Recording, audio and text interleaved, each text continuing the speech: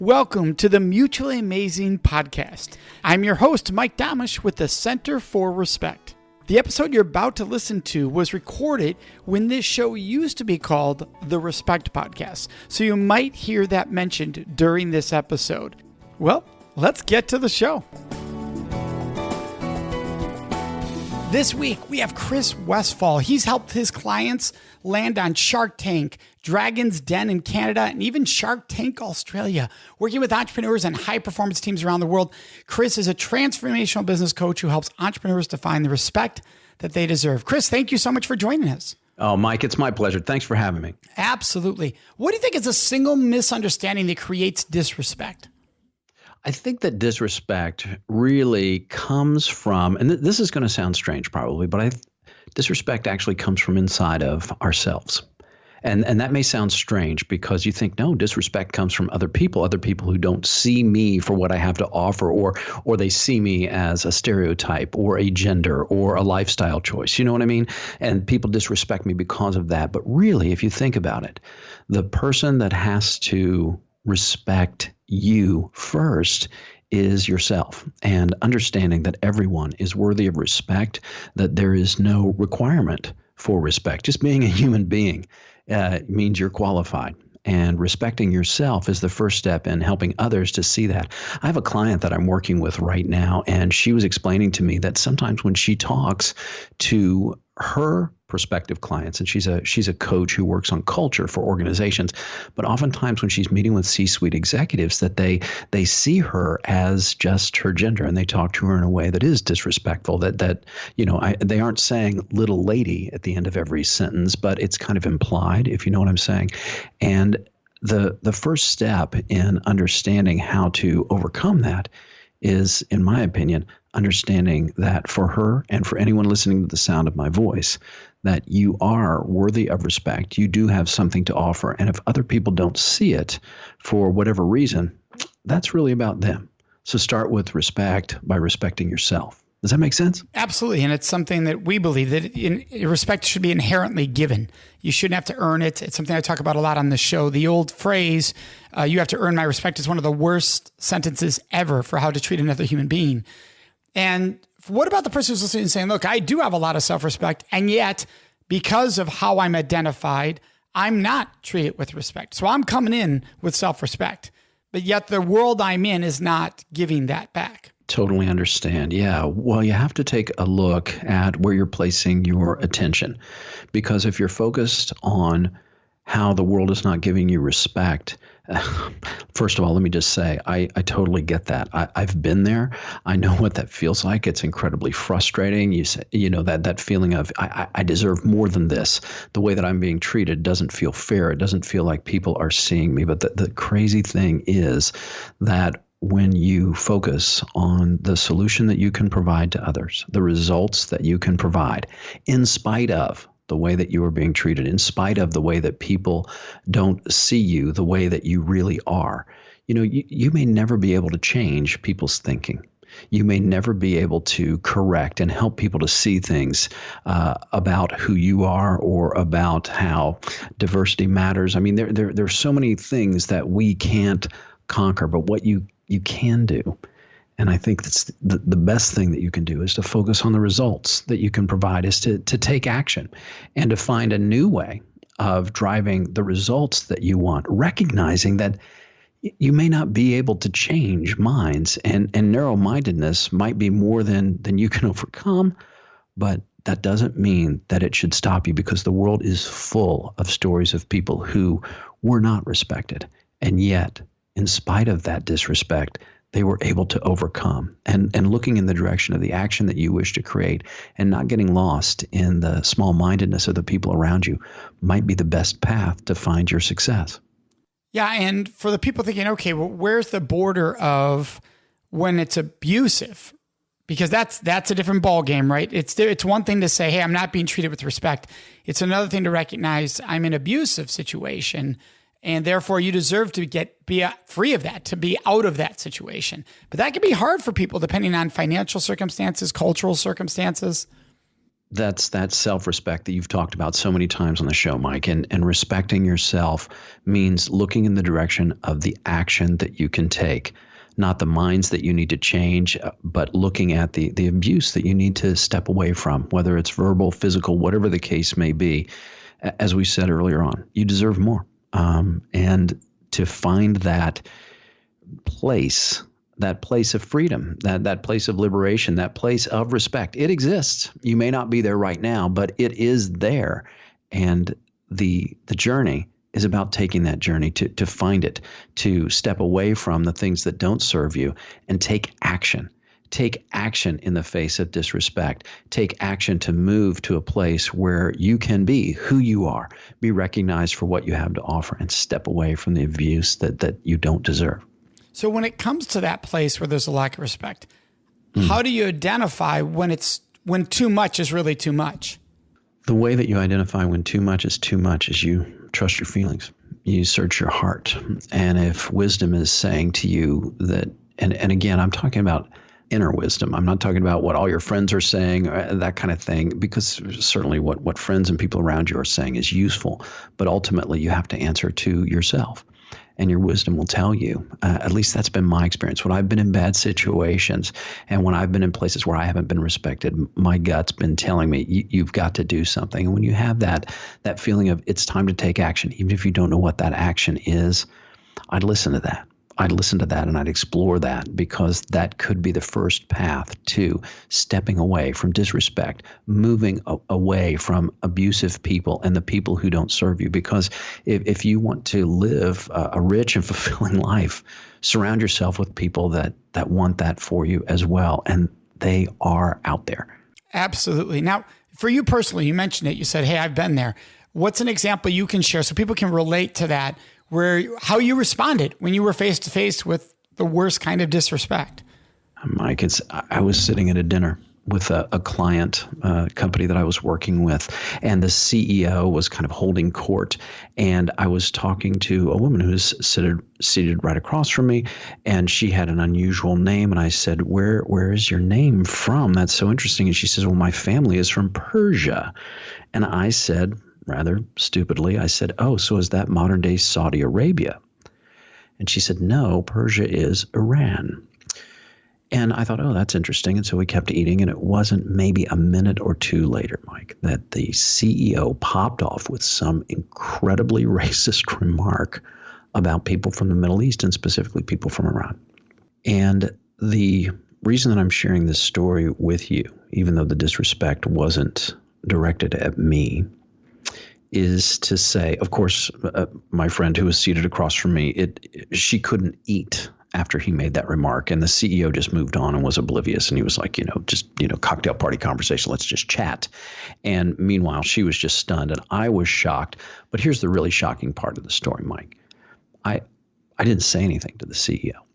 I mean, I'd been hired as a leadership consultant. I'd been hired to help them to communicate more effectively. And here was this outrageous remark. And for whatever reason, I didn't feel it was my place to say something, to pull him aside and say, you didn't see what you did there, but I did, and we need to take a look at that. Again, I don't know how much of an effect that conversation might have had, but I never had it. And I carry that regret with me to this day. The next day in the meeting, the CEO opened with an apology directly to her. And he said, I understand that I said some things that were inappropriate, and I really didn't realize it, but some of the biases that I have, just completely inappropriate. And, so he walked it back and everything, which I appreciated, and I knew that she did too. But the point of the story, and it kind of goes to your remark, when do you know when enough is enough? And if you see something, say something, as the saying goes. And if you are faced with a disrespect, whether it's a racial disrespect, a gender disrespect, or just simply not appreciating the contribution of people around you, I mean, you've got to decide. Do you want to stay silent? In that particular circumstance, I did, and I regret it to this day. But I'll tell you what, Mike, that's part of the reason why I wanted to come on the show. Never again. I don't want to ever remain silent in the face of that kind of disrespect, because especially for a company, if you care about leadership, if you care about culture, if you care about the inspiring the hearts and minds of your employees, how does bigotry help to accomplish that goal? How does that level of disrespect do anything for anyone?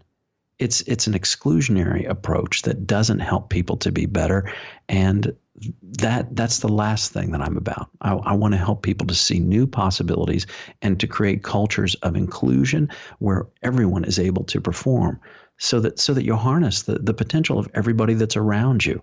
And I don't think that is some Pollyanna pie in the sky idea. I think that that's just how work needs to work. And it comes from a place of respect. Absolutely. And I know a lot of times in those moments, people are afraid that what they say will be the wrong thing, so they say nothing. And one thing that we've learned over the years is it's okay to say the wrong thing, to at least say something. So if you're trying to speak out for others and you say the wrong thing, it's better than saying nothing. And you learn then, I didn't handle that right either, but now I know how to handle it better going forward. When you say nothing, you don't learn how to handle it better going forward. That's right. You just get to deal with, boy, I shoulda, woulda, coulda. Right. And yeah, you got to think about too. I mean, I'm sure you've experienced this. You also have to think about the right time and the right place. And the conversation that should have taken place between me and the CEO was certainly not at dinner, where I stood up and, was outraged or anything like that, because that sort of self-expression might have been how I felt. I mean, you've talked about this in your keynotes about, wanting to strangle people and things like that.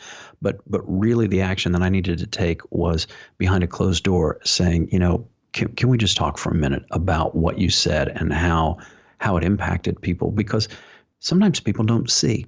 They don't see. And they have blind spots. We all do. And to share in a way that is also respectful, even for people who haven't shown respect, giving them more than what they deserve might be the first step towards helping them to see the respect that others need. So, Chris, what are specific steps you think people can take, listeners, to become advocates for respect? Talking about your work with high performance cultures, what is needed to foster that environment of mutual respect? Ask yourself this question. If you had the respect you needed and deserved, what would you do? What would you say? How would you act if respect were a given? And people listening to the sound of my voice might go, man, you are crazy, Chris Westfall, because I don't have respect. But if you did, what would you do differently? How would you help people around you to see beyond the disrespect to the thing that needs to be accomplished in your relationships, in your work, in your career? What is that? And it may sound counterintuitive, but by looking past the disrespect, you might find what more there is, and by helping people to focus on what you can do with, through, and for others. In other words, the service that you can provide. Perhaps that's a way to help people beyond their disrespect, recognizing that people's belief systems and things like that, it might be beyond your ability. In fact, it probably is, to change the way that people think. I've never been able to do it myself. But in spite of bigotry, in spite of limited beliefs, in spite of a lack of respect, I've seen others create amazing things when they concentrate on what really matters, moving beyond that disrespect. So I don't know if that helps or not, but that's the question that I would ask is, if you had the respect you needed and deserved, what would you do? So if somebody's saying, okay, how do I get to that place? What do I do in the moment where there's disrespect? In the moment where there's disrespect, just like with any negative information, you have to address what you have in the moment. And don't follow my example. Don't sweep it under the rug. Don't look the other way. Don't say, you know what, I can't speak up now. Find the time and the place to address in the moment what is happening. Because if you don't, consider what might be the risks or the implications. The answer, I think, looks to me like you're by not addressing what's going on in the moment, you might be condoning it. You might be saying, oh, this is okay. Because look, we all teach people how to treat us. And some people have learned things before they meet us that influence their behavior, but we teach people how to treat us. And sometimes just saying, you know what, the way that you just spoke to me or the way that you asked me that question is just not appropriate. And I need to tell you why, because the way that you are speaking to me, the way that you are acting towards me is not allowing me to help this company, do my job, be the employee that you need, or be the person in this relationship that I believe you need, and certainly helping you to be the person that I need you to be. So finding a place to, again, shut the door and have a private conversation about the behavior that is not serving you is the first step towards the behavior that will serve you. How does trust play in here? What's the role that trust and respect play together? Well, I think that trust and respect are deeply linked. And when it comes to finding respect and finding trust, I think that you have to recognize what you said at the very beginning of the call is that there are no qualifications. For respect, I'm talking about earning someone's respect. That doesn't even make sense to me. Just as you said, that phrase doesn't make sense. So coming from a place of respecting yourself and trusting in that fundamental principle, this idea that if you are a human being and you are drawing breath, you are worthy of respect. Again, that's not some Pollyanna pie in the sky story. That's how I see things. And people have something to contribute. So trusting in that and trusting that you have something to contribute, that you are worthy of respect, will guide you towards having the conversations that you need to get that respect, will guide you towards taking the actions you need to get out of the abusive relationships that don't give you that respect, will lead you to make the decisions for your life so that your career is one that can be more fulfilling and filled with the kind of respect that you deserve. It starts when you trust in your ability to contribute and understanding that you deserve more than being disrespected, than being in an abusive relationship, than putting up with the things that you've had to put up with. There is more out there. You just have to take action to find it. And Chris, you have a book called Leadership Language, and the subtitle is Using Authentic Communication to Drive Results. What role does communication play in generating greater respect and or giving more respect? Communication is the key to any sort of self-expression because the way that we communicate, language is the way that we derive meaning from the world around us. In other words, the way that we take in words and that sort of thing allows us to understand who people are and events and news and everything like that. But language is also the way that we express who we are. And it is a combination of our words and our actions that teach people how to treat us and that show people the kind of service that we can provide, the kind of impact that you can make. And so Leadership Language is really a book about helping people to express themselves in a way that allows others to see the value, to see beyond the disrespect, to see beyond the limitations, to see beyond the lack of experience or whatever the case may be, to really get down to that human element that is so important in our relationships. And I think, Mike, it's a big part of your work is getting people to see their humanity and share their humanity. Well, how do you do that? Well, there's two ways, through your words and your actions. And when your words are backed up by actions, that creates a trust among others who see that you are walking the talk and that you are living your beliefs and your values and taking action when people aren't aligned with your particular vision or the way that you see yourself. You take action, not to correct the world or to again change minds, but to change behaviors, starting with your own. So that's really what Leadership Language is about. It's about creating those behaviors that can create the greatest impact from an authentic place, a place of humanity. And Chris, you share a story about a college freshman who gained the respect of an audience of over 500 people during a live television event.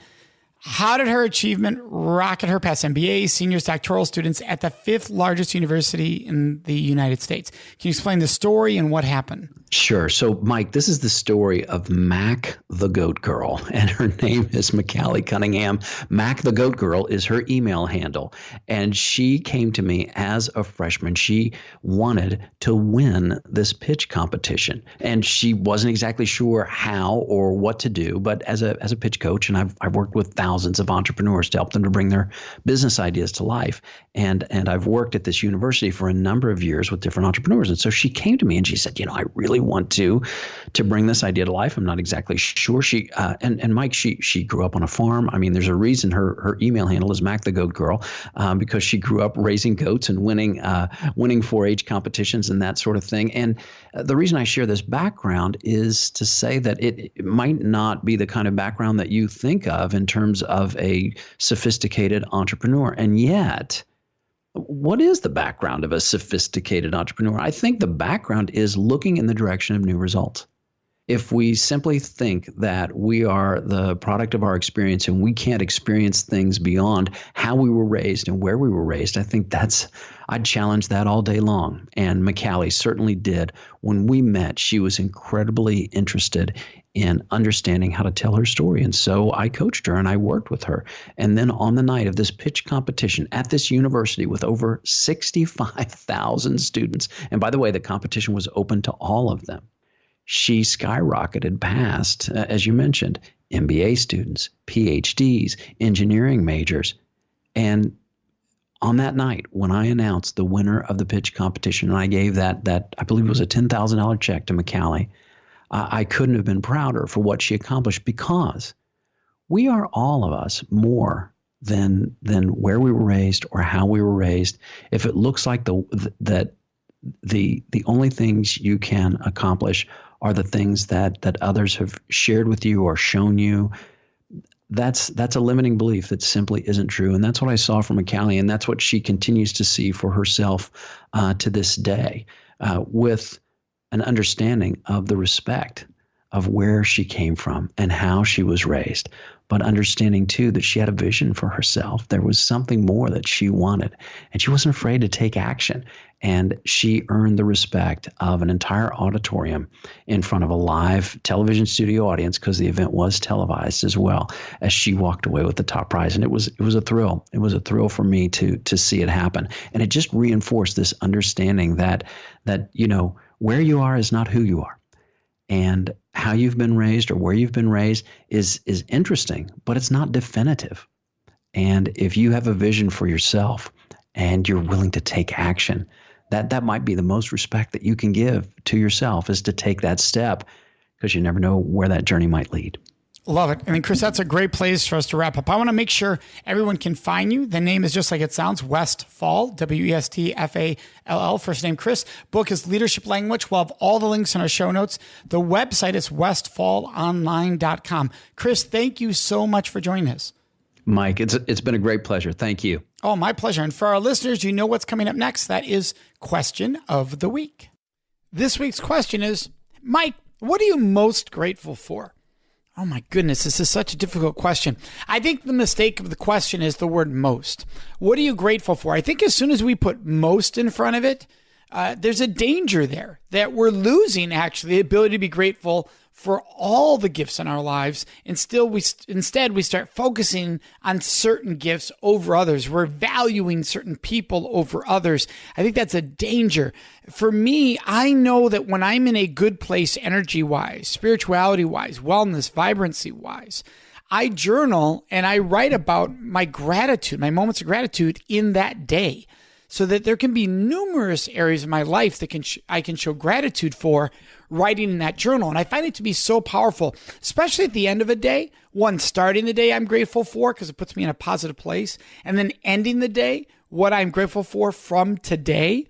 And what's powerful about that is even if you had a difficult conversation during that day, you can be grateful that it took place. You can be grateful that the person that maybe you had some conflict with, that they are in your life, and at least you had that conflict because they're here and you get to have them in your life. And so what it allows you to do is allows you to see the positive in what can be difficult sometimes, difficult moments and or struggles of relationships. You say, well, I'm still grateful. I'm so grateful, not just still, but so grateful that person's in my life, that we had that argument because they're in my life. Without them, my life would be in a different place. And I'm so grateful they are part of my life.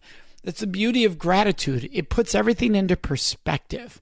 So I'm a big believer in you start your day with gratitude, end your day with gratitude, and try to live with gratitude. We'd love to hear your questions, your thoughts, and your ideas. And the best place to leave those with us is on our Facebook page at facebook.com/Mutually Amazing Podcast. Of course, you can always contact us on our website at mutuallyamazingpodcast.com.